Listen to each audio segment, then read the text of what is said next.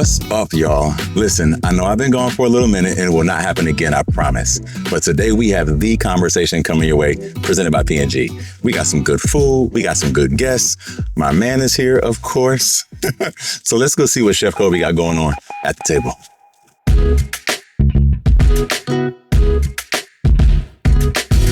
Chef, what's going on? What's happening, man? I'm good. Okay, cool. So what are we making in here? Yeah, I'm just getting everything ready for dinner tonight. You know, I'm taking out to the South today a few Creole staples that I grew up eating and one special dish that got me my apron on MasterChef. I know that's right. Mm-hmm. Now, I can't cook at all. You know what I'm saying? Me, the kitchen, not really my forte. What got you started with all this? I started off cooking in the kitchen with my grandpa, like most of us in the South do, cleaning shrimp, tasting the spoon, and then he would always give me small tasks to do, and it kind of graduated into me making the family mac and cheese for Thanksgiving, things like that. So I got pretty good. Come on, family mac and cheese. I'm scared of you. You know, you got to have 2 or 3 business years experience for that one. So was there any tips that your grandfather gave you in the kitchen? Yeah, he always kind of taught me 2 things: season as you go and clean as you go. That's why I like to keep Dawn Power Wash on me, keep all the little things clean and the small dishes, and then I let Cascade do the rest.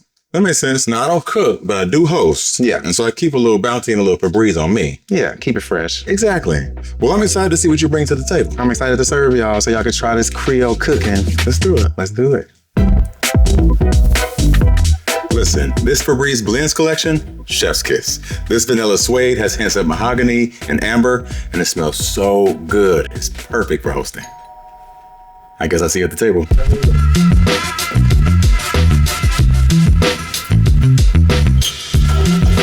What's up, guys? What's up, man? How you doing? What's up, real? What's up, man? How you doing? Good. How about you? Doing well. Oh, man. Let's do it. Let's do it.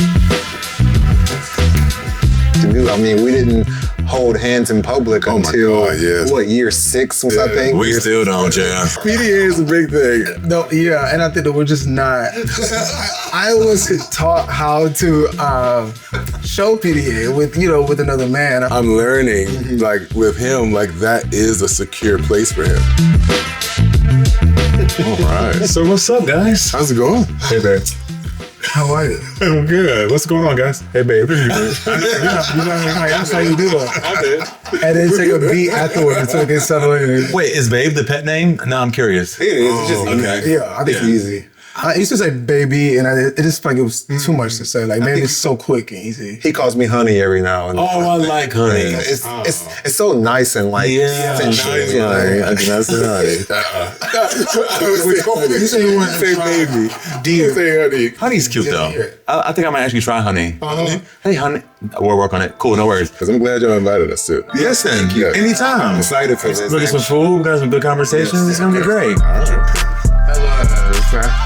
What's happening? How y'all doing? Okay. Wow. Starving. It's how we Yeah, guys. So this is Chef Kobe Cash. Chef Kobe and Cash. He has some good food ready for us. Yes, sir. So what I have for y'all is boudin balls. This is something in the South where you can just get this at the corner store, but I decided to elevate it with you guys. Just make a little homemade ramula, top it off with some chives. Should be nice and crispy on the outside, nice and soft on the inside. That's gonna be my cheat meal. Yeah. Well, it's just the start, so you might want to take it easy. But keep it nice and light for y'all to start off. So this is what we call a little lanyard. Well, thank you. You're very welcome. All right, let me get back in this kitchen. I actually don't think I've ever had this before. I never heard of it. Quick. Go like, okay. Done.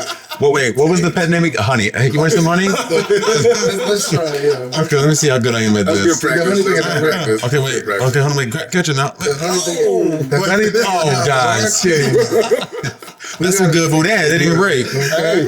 Okay, there we go. Oh, look at that. Thanks, hon. You know what I thought about earlier? What? I was in college when gay marriage was legalized. Like, you know, That's crazy. It's wild because I'm thinking it was 2015. I was in college. Yep. And we're almost about to celebrate a year of marriage. You guys are at 2 years. almost 2 years. I can barely remember the date, so I'm just glad you didn't ask me. Exactly. I'm glad you didn't I'll ask me. stick to the numbers. He can stick to the honey. Were you guys' first year married? Was it difficult? I wouldn't say it was difficult, right? It was a lot of learning experiences. Yeah. Right. Yeah, it's not difficult. No, because I mean, honestly, like difficult to me is when you're trying to figure out all on your own, right? So like having Greg and us being together, like we really did figure a lot of things out collectively, not trying to get outside of our circle or people that we trusted. Oh, I love And that. I think part of it too is we were together for 10 years already, so not to throw it on you. You know what? Okay, let's get our booty on the go because this is. So like a lot of the stuff we had already worked through, but it surprised me that even after getting married and having been together for so long, it's just like stuff popped up, just random stuff and like things that we hadn't thought about and talked about just extensively became real. Like, okay, now we're married. Now these conversations about surrogacy and children are very much so more real. Like, what do we combine? What do we keep on our own? Like, all those conversations we never had in our previous decade of being together, which was interesting. We often say our vows came at us like a wrecking ball. Like it was like you said, for better or worse, got you. With your poor, got you. Sickness and health, got you. Like it was like every single thing came at us here once. Every lesson we had to learn came like a Russian wind, like it really did. Yeah, it's still here. But yeah, I think that's.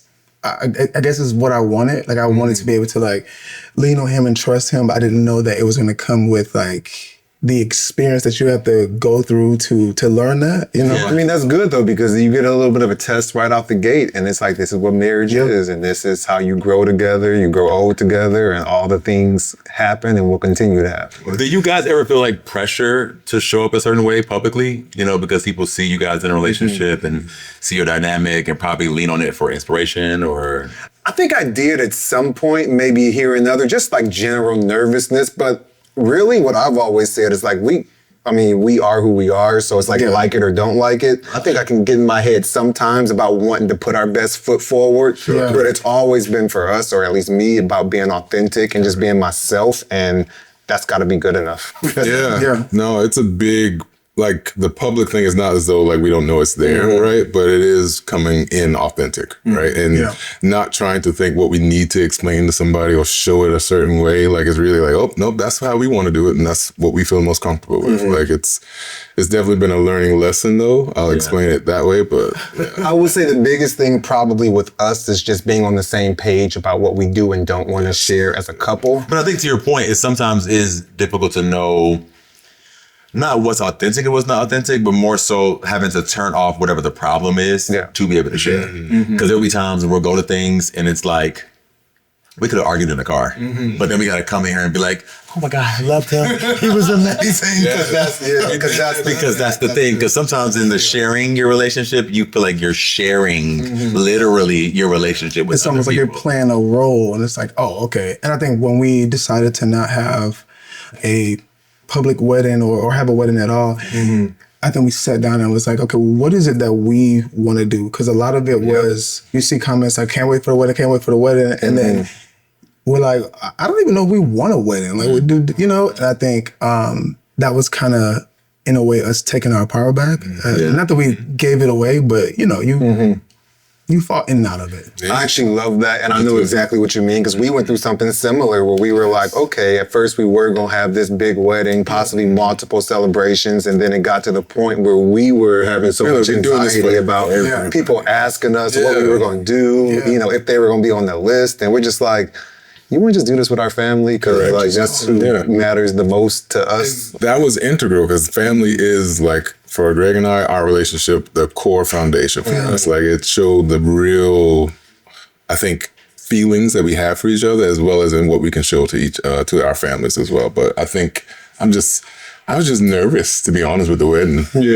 I was more nervous than I thought I was going to be with the wedding. Because we had been together for so long, and maybe it was everybody asking me about it, me thinking like, what is it? And trying to plan a wedding, even though it was small, like, I know I stressed you out ahead of our wedding.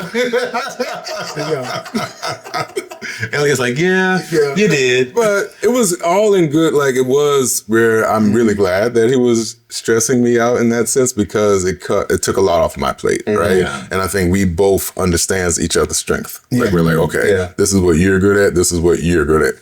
So for me, it's like, Elliot, you talk to this person because if I talk to him, I'm gonna curse him out. You know what I mean? Like it's kind of like he's like,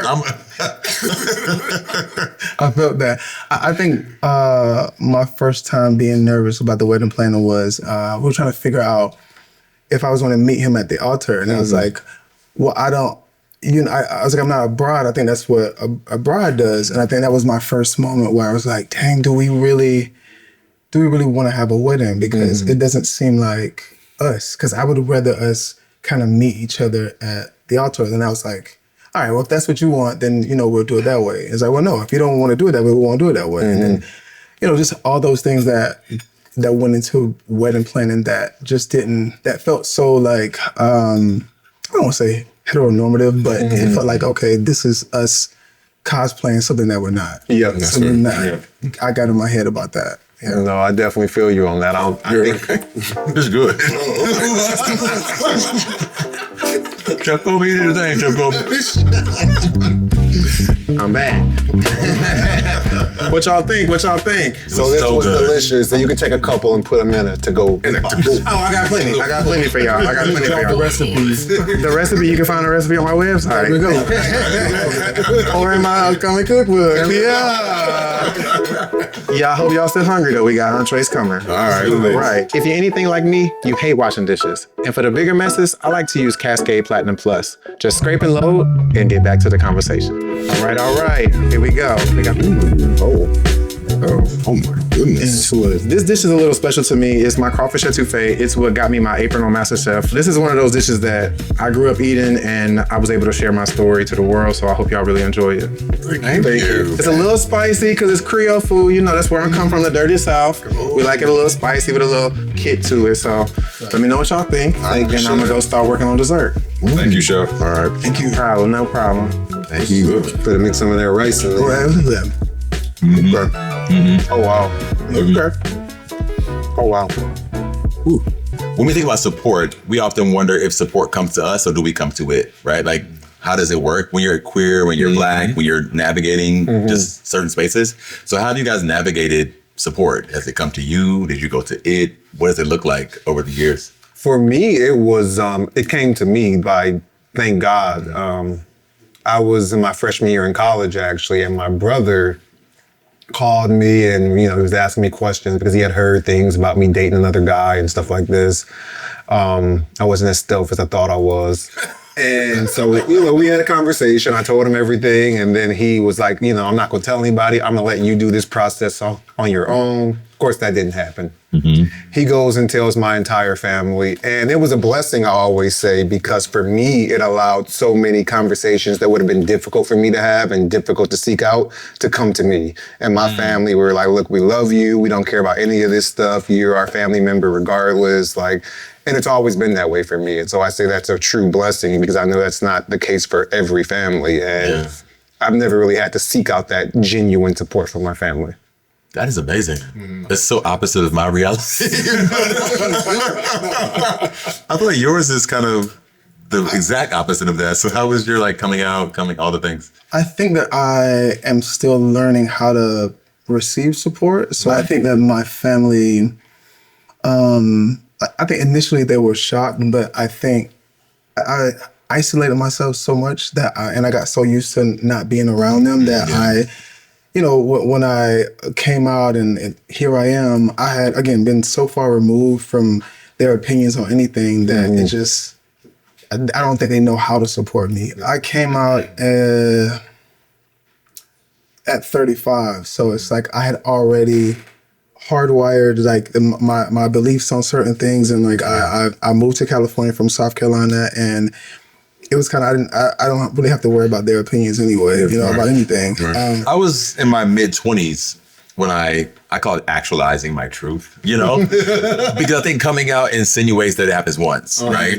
And I think coming out happens so many times among so many people in so many groups and so many spaces. Yeah. And I got lucky, I'd say, because I came out prior to being known by anybody, essentially, right? I came out online, and it was no one knew me. Then it was they didn't know me for being queer, which kind of helped because it wasn't any facade that I had to take away. Gotcha. All you know me as is a gay guy. You don't have to separate the straight version of me that you grew to love. And I think that wasn't the same reality in private though, because I had friends, fraternity brothers who knew me as a straight guy. So I think support is always tricky. we were talking earlier about how people are sometimes afraid to touch certain parts of your queerness. And I think I've interacted with a lot of my friends, even to this day, who are sometimes afraid to say the G word. Like, you know what I mean? Like, did I say that right? Yeah. It's like, Well, like what to say? Like I have some friends that'll text me Happy Pride. And I'm like, oh, okay, thank you. But then I tell people that don't talk about it at all. And like, exactly. Literally. Man. Oh, I gotta tell my dad. Yeah, Ellie, it's your turn. Okay. It's really similar. Like South Carolina wise, I isolated myself a lot. Like I think that was where I felt the most comfortable. So when I met Greg, I think that's when I was like, oh, okay, I can have a life with this. And I saw, like he's describing his family, how his family treated him. Because I was discouraged because I was like, oh, I'm not going to have the support. And I love my family. So when I saw how his family reacted to him, I was like, oh, okay, this is possible.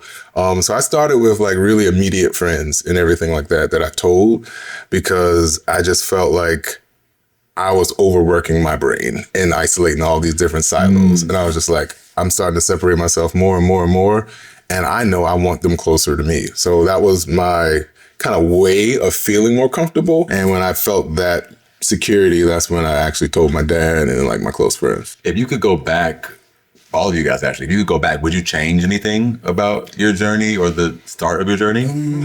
I don't know. I feel like I had, similar to you, Elliot, I just felt like at that point, by the time I came out, I was already 3 seasons in the show, 3 years in the show. And it was constant. Like I would, at an event or if I go live, it was, are you gay? Are you gay? Are you gay? And I just kind of I'm just not a good liar anyway. So I would like to think I'm a very honest person. And I think if I didn't play that character on the Upshaws, I don't know if I would come out to this day, you know? So I don't know if I would change anything. I'm kind of glad I got pushed out in a way because it just was, I feel like everything was closing in on me because obviously you're playing a gay character, they want to know. I don't know. I think it worked out perfectly, honestly. I think for me, I would definitely go back and probably be more open about myself at a much younger age. I think even with coming out to my family freshman year of college, when I went to work in DC and lived my life, I was back like, okay, my family knows, but it was, okay, I can't hang out with this person here. I can't go to this place. I can't mix my work friends and my personal friends because they know certain things. And there was so much mental anguish trying to keep up this facade for so many years. I wish I had those years back and that I was living the full, authentic version of me for that time. I mean, it's priceless to be able to get those years back. I take my answer back then.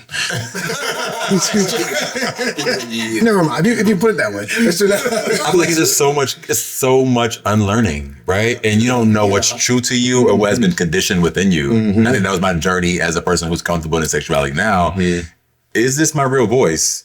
Is this how I walk? Is this what I even would like to do? Because so much of me was built like, okay, well, straight guys sound like this. So let me kind of do my this. And, and so it just, all of that. So the layers of it all is difficult. Even acknowledging pride, being proud of myself for being myself is such a whirlwind experience. Because on the one hand, I'm really proud to be myself. But on the other hand, it's hard to not acknowledge that I have to be proud to be myself. Like being yourself isn't a thing that we're all just able to do, And so him and I talk about this all the time, but figuring out what it looks like to protect who you are, but also be who you are. Because you can get lost in either one, where you're being who you are too much in the sense that you don't protect yourself and then you're open, or you're too busy protecting yourself and you're not being yourself. That's true. So have you guys found a balance in that, you think? I love that you brought that up because it is so true. And I think a lot of people in the queer community go through that where they're like, okay, I'm out, this is who I am now. And you maybe swing too far in the other direction of not realizing that queer or not, there is a level that human beings have, a protection that any human beings should have over their life and themselves and things they cherish. I think for me, it came more so from being in the public eye. So I always kind of had, growing up with, a famous dad, I always kind of had a bit of protectionism in me of like, okay, gotta have discretion about who I am, what I do, what I say. And so I don't know that I experienced that too much, but I did get the urge to just try out all these new things because I'm like, okay, to your point, who am I now? Like, does this feel right? Does that feel right? All these things I thought I wasn't allowed to do. I mean, we didn't hold hands in public until what, year 6 when we were on vacation in Paris, I think. We still don't, yeah. And it's just that's just like, what does PDA look like amongst 2 men? And like, I don't know. No, that is PDA is a big thing. No, yeah, and I think that we're just not. I was taught how to show PDA with another man. I feel like like all of us, we were raised to be with women, and I do think that things are a little bit different. So I was questioning, does the PDA look the same? Like, does it? Because my biggest issue, OBO might think it's something else, but like my biggest issue was the attention. Like, I just felt like it felt like so many eyes on me, and it just gave me anxiety. It wasn't really that like I didn't want to show him affection, or I felt uncomfortable with that. I just felt uncomfortable with the attention that it caused. Like, sadly, I felt like we were putting ourselves in harm's way. Like you know what I mean? Because if someone says a thing, then like now we don't have to react, but we would react to the thing, And so like now that's a whole thing. So I mean, now I would do it. His palm would be sweating. If I grab his hand in public, his palm would. I'm like, baby, never mind. Let's just walk. It's fine. I don't think you ever did me like that. I don't believe his palm used to be sweating. I used to be like, always physical. Hey, but I get the PDA part because I'm just like, everything, right? But I'm learning, like with him, like that is a secure place for him, right? Yeah. So it's not like I got to do it all the time, but I'm like, all right, we going to the movies. Come on, give me that. Oh, wait, and let me back that up because I don't know with PDA. I like affection. I don't know if I like PDA as much as you might think I do because I'm shy at my phone. So like, to your point, I don't like this attention sometimes where it's like, this dude is 6'7". I'm not a small dude myself. And we're walking down the street, holding hands. Like, people are going to look and notice, and you can feel that energy coming at you. So, like, queer or not, that is just a lot of just attention. Always in the headspace for that. Yeah, that's fair. I think I often think about, though, how I might have saw 2 guys who were in a relationship when I was younger and just didn't know it. Because they acted like friends. And so in the name of like representation, sometimes I'm like, I need to look a little gayer in this moment. Like, I mean, lack of better terms, because I'm always thinking about, I never saw a couple. Maybe I did and thought they were cousins. And so sometimes we can look like cousins. Like, just 2 guys walking down the street. So sometimes it can get like over vigilant in terms of like, okay, we are queer. And it's kind of our duty, and maybe that's not the right word, but it's our duty sometimes to be who we needed. Correct. Because I know what I could have benefited from had I had options. Yeah, I agree. I try not to put that pressure on us, but I understand it could help so many Black boys see it. Because I feel like if I saw my character on TV as a child, I think my journey would have been a little smoother, because I just didn't know it was possible. That's big for us. Like when we were doing the reality show and they wanted us to do like the coming out video or like, what's the word you use, Obi? Actualizing your truth. Actualizing our truth. I love that. Like we were nervous, right? Yeah. And like what got us over that anxiety was looking at, to your point, the bigger picture. And you think about the young children and stuff like that, or people that are younger, like it's not like they're going to be like us, but it's the simple fact of seeing it, right? To see that it's possible. Like we had a Black president twice, like it's just being able to really acknowledge like, this is possible despite what's in my head. Yeah, same. Y'all want to eat? Yeah.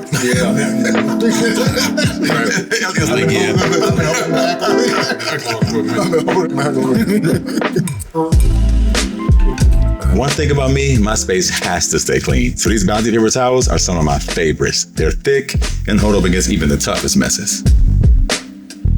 Now that the space is all clean, let's get back to the table. All right, y'all. What y'all think? It was really good. Awesome. So got a little kick to it, huh? A little kick. Yeah. Give me a to-go box for this one too. Well, we'll get somebody on that. I'll be right back. When I'm in the kitchen, I gotta clean as I go. That's why I use Dawn Power Wash dish soap. All you do is spray, wipe, rinse. So effortless and so easy, you could be enjoying our conversation at the table. So I feel like when two or more gay people are in a room, you have to ask the question about monogamy. I feel like monogamy just has to come up. What are your thoughts on just the whole concept of monogamy, the projection of monogamy onto queer couples, like all the things? What are your thoughts? Why did everybody look at me first? Well, like, Greg. I think people should do what the heck they want to do. I really do. I think that, we're here to enjoy life. And if you find somebody that enjoys non-monogamy in a relationship with you, I think you should enjoy that. It's not for me personally, but I think it's fun. The idea of it. It's not for me personally, but I think it's fun with the same. I'm so confused. No. All right, y'all. So in the South, we end things with a little something sweet. So I got a white chocolate bread pudding for y'all, topped off with a little bit of white chocolate cream on glaze, blueberry compote, and a little thing of mint. Just give it a little freshness. Oh, it looks too good. Yeah. Wait, so Chef, I have a question. So we're talking about monogamy here. What are your thoughts about monogamy? I think that's a question for somebody who can find a man. But I think that is different strokes for different folks. I don't know. I mean, I see people who have open relationships and it works. I see people who cannot do that and it works for them as well. I just think it really depends on being open and honest with your partner and then deciding what works best for y'all. Yeah. I like that. That was good. Yeah. With that being said, I hope y'all enjoy the dessert and have that conversation amongst people who have a relationship. Oh, God. He's coming. I promise. He's coming. Put the hands up. I just say in church. I think for me, Metaphors and everything. it was a hell no, and I think it's still a hell no with non-monogamy. But I think I don't want to say that I'm more open to it. I just understand it more, but it doesn't make me want to participate, if that makes sense. You know, like to your point, if you and your partner agree that that's how y'all want to do it, y'all want to open it up. Ultimately, it's at the end of the day, if both parties are happy, then that's the whole goal of marriage, right? So. That's true. I think for us, us being happy is the most important thing. Yeah. I think relationships in general are beautiful, or as beautiful as you make them. Yeah. And I think sometimes as a gay couple, we can tend to lean into those standards that heterosexual relationships have before us, and they don't even fit. And we're trying to force them to fit for our dynamic, and it may or may not apply. Some fit, right? Some things we agree with, some things we don't. And I think we're in a season of our lives where we're allowing ourselves the freedom to let the things that do fit, and the things that don't.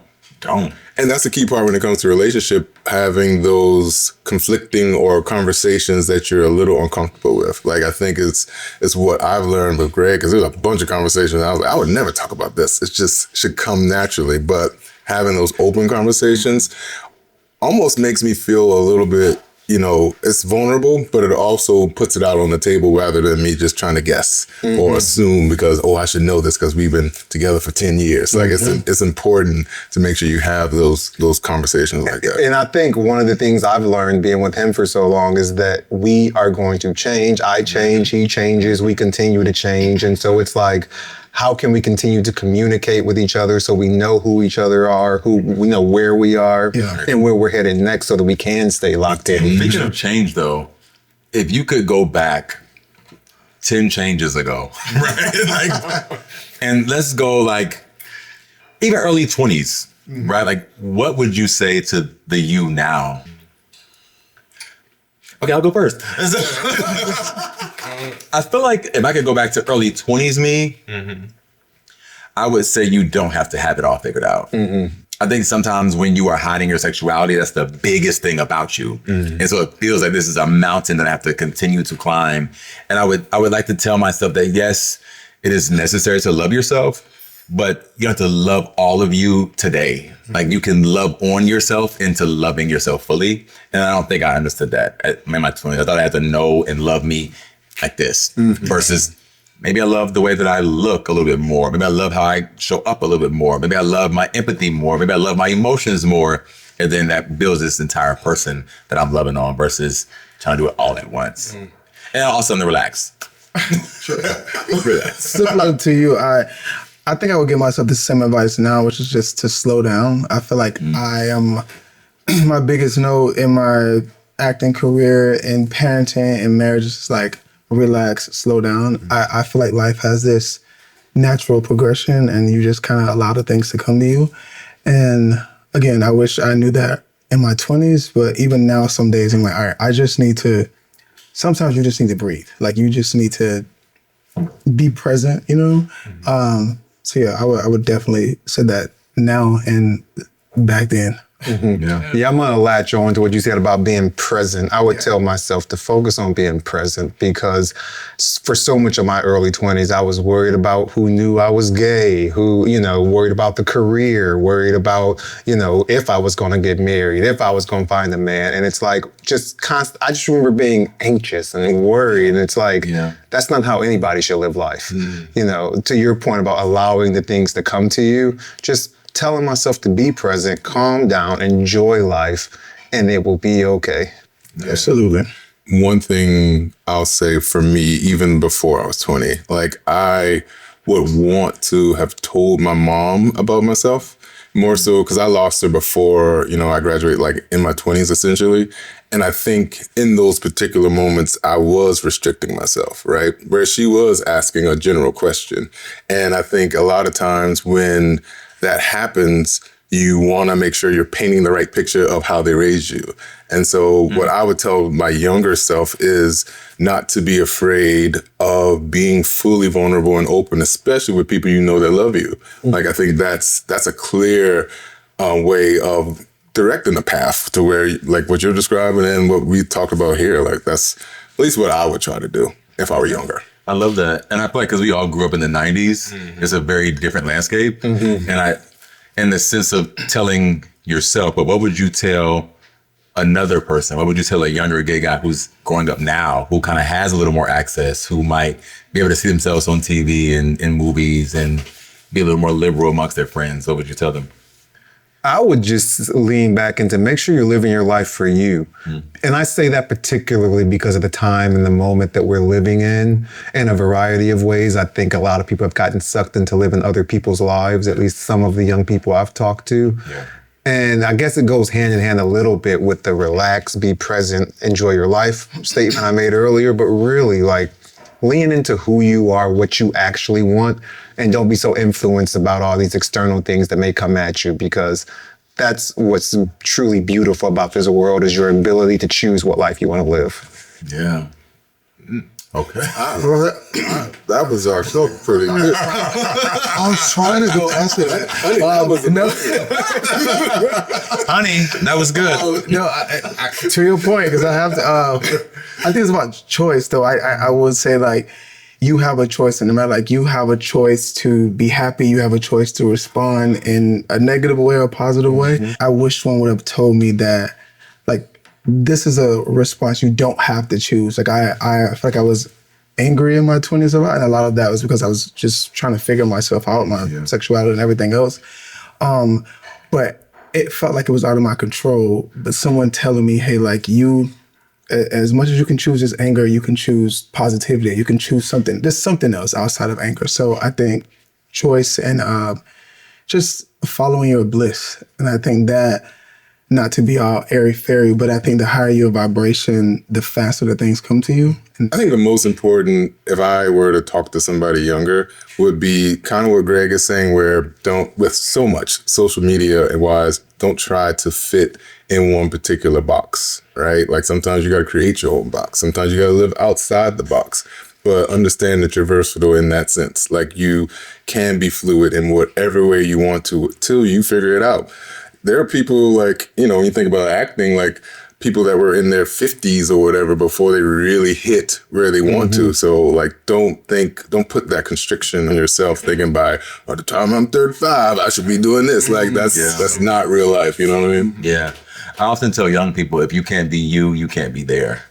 And I wish someone would have told me that, because I was so willing to suppress whatever I needed to suppress about myself for whatever goal I had set.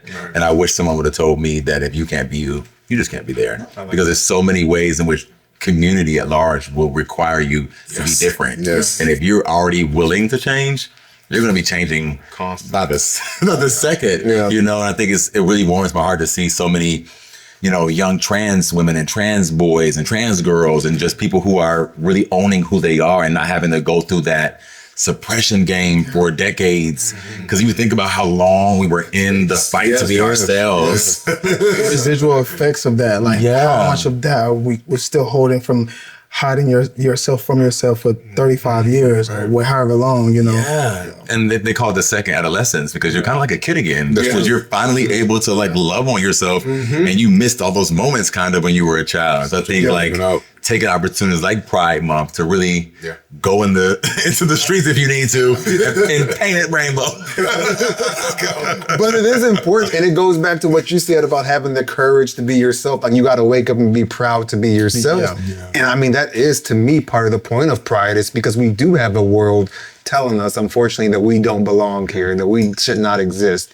And so there is that element that I feel like we have an obligation to hold on to and to celebrate of, no, I'm here and I'm proud to be here and I'm going to show you how proud I am to be here. Oh, I love that. I feel like we need like a Pride is kind of outro situation. Like, like Pride is and you fill in the blank. We got, you need one of those, right? I feel like that has to happen. Oh, man. Okay, we'll give like 10 seconds and then you got to just go for it. I want to win this one.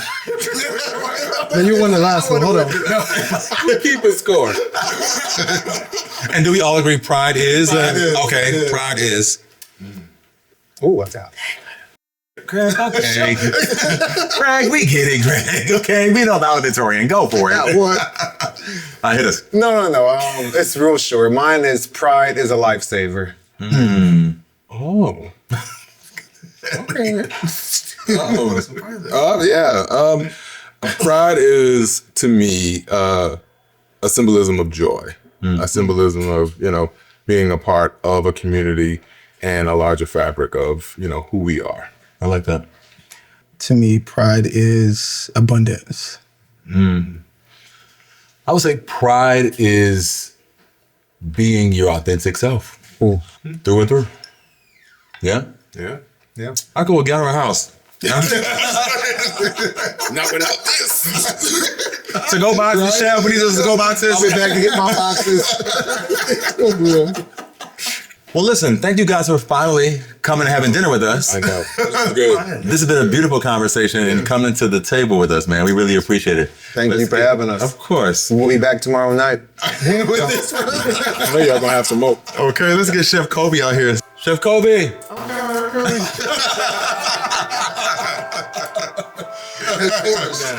Oh, y'all getting into it, I see. Listen, this was amazing. Every course was so good. Yeah, I knew it would be. Yeah. Now we close it out where Pride is and we fill it in the blank. Okay. Okay, and what is yours? So Pride for me is showing up for that person that you thought you never could be. I think that it's important to now take pride in like showing up like, I never thought I could be this person, and now I am, and I'm so proud of who I became and all the people who are allies in my life that have helped me become who I am. He doesn't only cook, y'all. I'm telling you, he does not only cook. He won, by the way. And it's so important to just be that person that you thought you never could be as a kid, I'm so glad y'all liked it. It's very important to me to like show my culture and through my food and through my love and all of those things. So I'm really glad that y'all enjoyed it. Absolutely. Thank you. Yeah. Anytime. Well, thank you guys for coming over finally. We appreciate you guys. This conversation has been amazing. Sincerely. And thank you guys at home for tuning in to At the Table, presented by P&G. I'll see you guys next time. Peace.